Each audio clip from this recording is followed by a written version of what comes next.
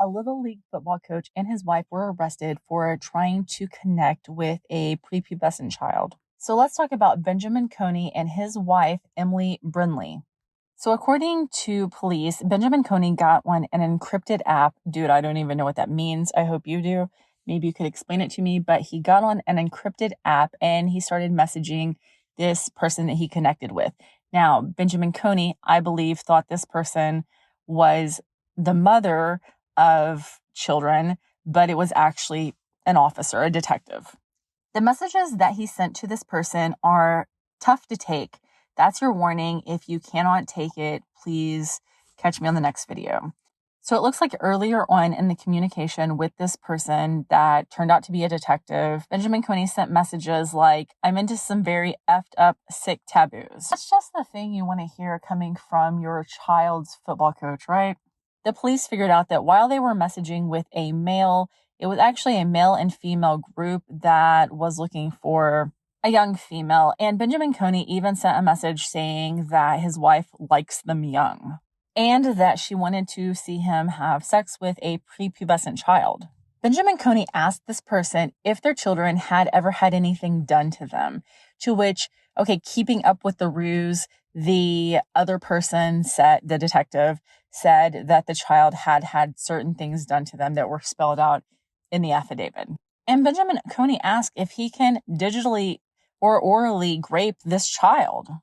And keep in mind, like I've said it, all right, I know I've said it before, but prepubescent child, those words just keep going through my mind. So if you look at prepubescent, that's a child younger than 12. I mean, I'm thinking even younger than 10, maybe. And then Benjamin Coney says, maybe you and my wife can, suck me while I do things to your daughter. And again, he's not talking about an actual child. Thank God that this is not a real situation and a real child. I mean, what he's saying is real, what Benjamin's saying is real, but what the detective's saying, it was not. Sorry, I just feel the need to keep saying that because keeping that in mind makes me feel better about this entire situation, because otherwise I am disgusted and horrified beyond belief. Mr. Coney continues to say things like maybe he can teach this little girl to suck him too, and he bet she tastes so sweet. I'm sorry. Other quotes in the affidavit are that he would like to do stuff to her and see her little naked body.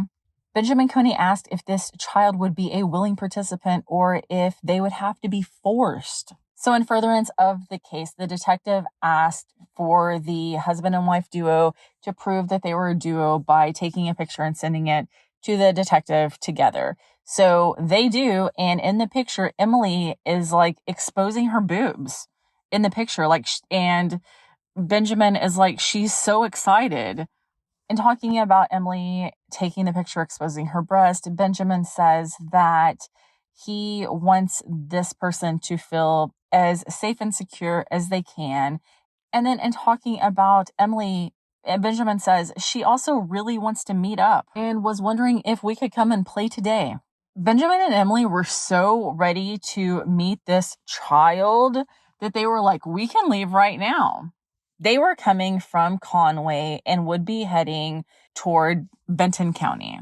Benjamin and Emily offered to stop and get lube, and Benjamin even said, do you want me to try to F her little P? You can decipher that. Emily offered to bring her wand to use on this child. And Emily even said on a phone call where she could be heard that Emily and Ben had been trying to have a child so they could do this kind of stuff with their child. They said they probably wouldn't do anything if it was a boy, but they definitely would if it was a girl. So when Emily and Ben got up to Benton County, of course, they were arrested. Thank God. People like this do not need to be on the street. And when they were interviewed separately, Emily was like, I'm just trying to be a good wife. I'm not really interested in children. Emily said that she never intended to do anything with the child, that she was just trying to make Ben happy and repeating things that she had heard Ben say. Emily did say that while she and Ben were, sexually involved, that Ben, in the middle of the act, made the comment that he wanted them to have a baby so that if it was a girl, he could he could grape their own child. And Emily said that really upset her and that she hadn't been with him since that time. Benjamin Coney advised police that they would find CSAM on his devices. And he also told police that Emily wouldn't have done this had it not been for him, and that she wouldn't tell him no. Now, Benjamin also said that he talked a big game on the phone, but he didn't know if when he got to the location that he could actually do anything or not. But there again, he had CSAM on his phone. It seemed like if this was even his first interaction like this, he had been preparing for it. And on the subject of Emily, while there's a part of me, a victim part of me that would like to say, I'm sure that she was just going along with this for him, you're still responsible for what you do for someone else. So Benjamin Coney was arrested and charged with internet stalking of a child and conspiracy to commit rape.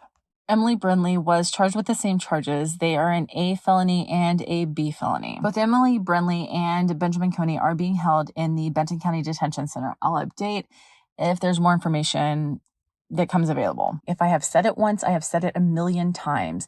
I am a religious person and I think that education is important and children's activities are important. But anywhere you find children, you're going to find these predators. Anywhere, be it churches, schools, or extracurricular activities like football. And I'm not saying that everybody who is involved with these activities would do something so depraved, but there are people that exist like that and they gravitate towards children and anywhere children are. Also, the football team that Benjamin Coney coached for when he got arrested was the Arkansas Punishers. And immediately, the Arkansas Punishers released a statement saying that Benjamin Coney was no longer associated with their team or organization. So they dropped dude like a bad habit, as they should have. So thank you, Arkansas Punishers, for protecting your team, your players, the children in your care. Thank you for watching A Case for Arkansas. Please remember to subscribe, like, comment, and share.